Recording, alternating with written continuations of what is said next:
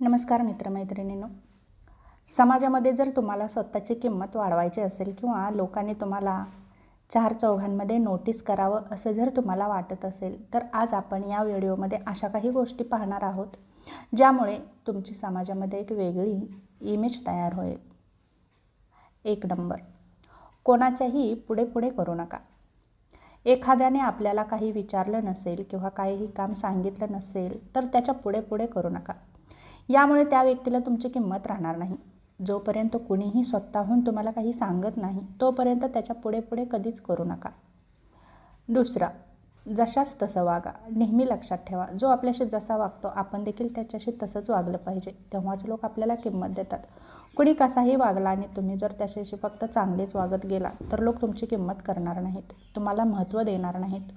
तो तुमच्याशी जसा वागतो त्याच्याशी तसंच वागा, तेव्हाच लोक सरळ वागतात. जिथे आपल्याला किंमत नाही किंवा बोलावलं जात नाही तिथे जाऊ नका. जिथे तुम्हाला बोलावलेले नसेल त्या ठिकाणी कधीही जायचं नाही. आणि समोरच्या व्यक्तीने आपल्याला बोलावलं नाही हे देखील दुसऱ्याजवळ सांगायचं नाही. यामुळे समोरच्या व्यक्तीला वाटतं की आपण या गोष्टीची खंत करतो.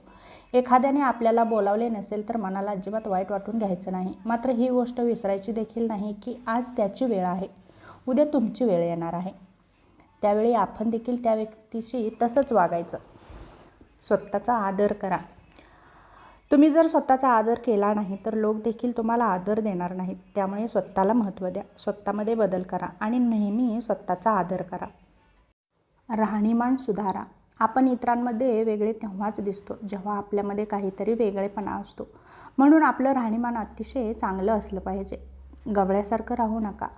नेहमी स्वतःला प्रेझेंटेबल ठेवा. नवनवीन गोष्टी शिकत राहा. नेहमी काही ना काही शिकत राहिलं पाहिजे. जगासोबत स्वतःला अपडेट ठेवता आलं पाहिजे.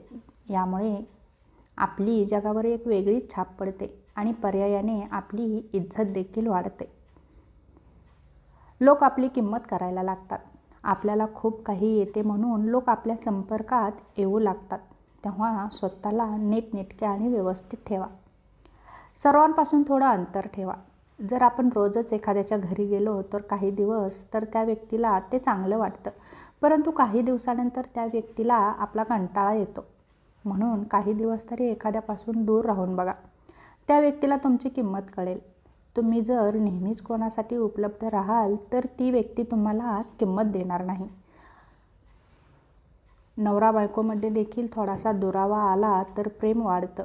म्हणून जर तुम्ही गावी कुठेतरी गेला असाल तर परत परत आपल्या लाईफ पार्टनरला फोन करू नका. त्याला देखील आपण नसल्याची जाणीव होऊ द्या. प्रत्येक गोष्टीसाठी दुसऱ्याची मदत घेऊ नका. कुठल्याही लहान सहान गोष्टीसाठी लगेचच दुसऱ्याची मदत घेता, यामुळे तो व्यक्ती तुम्हाला कमी समजायला लागतो. तेव्हा थोडीफार स्वतःची बुद्धी वापरून देखील तुम्ही तुमचे प्रॉब्लेम सॉल्व्ह करण्याचा प्रयत्न करा. यामुळे तुम्ही सक्षम आहात असं समोरच्याला वाटतं आणि तो तुमचा आदर करायला लागतो. नवरा बायकोमध्ये भांडण होत असेल तर नेहमी दुसऱ्याला मध्ये पाडून किंवा तिसरा व्यक्तीमध्ये आणून भांडण मिटवू नका. यामुळे समोरच्याचं फक्त मनोरंजन होतं. म्हणून तुमच्यामध्ये काही पर्सनल वाद असतील तर ते तुम्ही दोघं आपापसामध्ये मिटवा. दोघांशी संवाद साधा आणि दोघं सोडवण्याचा प्रयत्न करा. तुमचे वाद सोडवण्यासाठी नातेवाईक किंवा मित्रमंडळींना बोलावू नका. यामुळे तुम्ही नेहमी भांडत राहता अशी तुमची इमेज तयार होते आणि हीच लोक तुमची किंमत कमी करतात. दुःखाच्या किंवा संघर्षाच्या काळात आपल्याला एकट्यालाच सामना करावा लागतो. म्हणून सर्वच दुःख इतरांसोबत वाटत फिरण्यापेक्षा त्यामधून मार्ग काढून ताठ मानेने जीवन जगायला शिका. यामुळे लोक तुमची आपोआपच इज्जत करायला लागतात. कामापुरता मामा. हल्लीचं जग अतिशय स्वार्थी आहे. कुणीही स्वार्थाशिवाय आपल्याशी बोलत नाही. म्हणून मग आपली वागणूक अशी पाहिजे, ज्या व्यक्तीसोबत आपल्याला जेवढं काम असेल तेवढंच त्याच्या संपर्कात राहावं. रिकामं बसून उगाच तासनतास गप्पा मारत अजिबात बसू नये. जेवढी आपली जवळीक वाढते तेवढीच किंमतही कमी होत जाते. काम असेल तर मित्रांजवळ जायचं. इतर वेळेस स्वतःसाठी वेळ देऊन तुमच्यामध्ये काय कमी आहे त्यावर अभ्यास करा. अनेक वेळेस आपण लोकांना जास्त महत्त्व देतो आणि हीच आपली सर्वात मोठी चूक असते. कारण गरजेपेक्षा जास्त महत्त्व दिले तर लोक आपल्या डोक्यावर बसतात. स्वतःचा मानसन्मान ठेवायचा असेल तर लोकांपासून अंतर ठेवा आणि आपण कोणालाही किती महत्त्व देतो याची नेहमी काळजी घ्या.